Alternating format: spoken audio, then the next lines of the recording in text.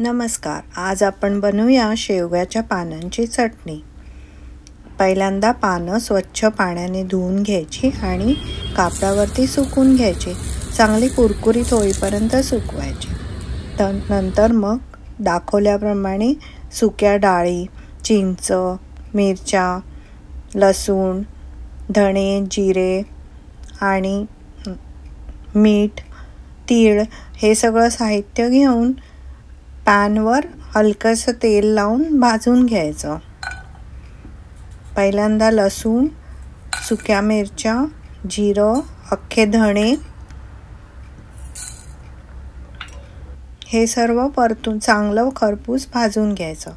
त्याच्यामध्ये एक चिंचेचा छोटासा तुकडा पण टाकायचा. चिंचेऐवजी आमचूर पावडर वापरली तरी पण चालते, पण ती भाजायची गरज नाही आहे, ती आपण शेवटी टाकू शकतो.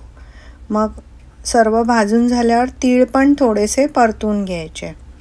तीळ चांगले तडतडले की मग त्यानंतर सुकवलेली शेवग्याची पानं टाकायची आणि ती पण चांगली परतून घ्यायची. हाताने त्याला जरासं कुस्करून बघायचं. चांगले कुरकुरीत वाटले पाहिजेत, कारण की ती चटणी टिकण्यासाठी त्याच्यामध्ये अजिबात पाणी राहिलं नाही पाहिजे. हे सर्व छानपैकी भाजून झालं की एका प्लेटमध्ये काढून घ्यायचं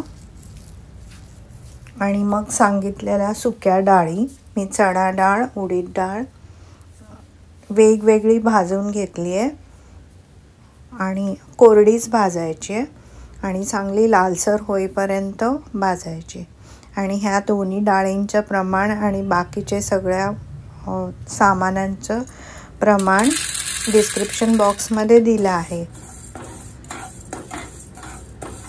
नंतर हे सर्व मिश्रण मीठ घालून मिक्सरमध्ये जाडसर वाटून घ्यायचं.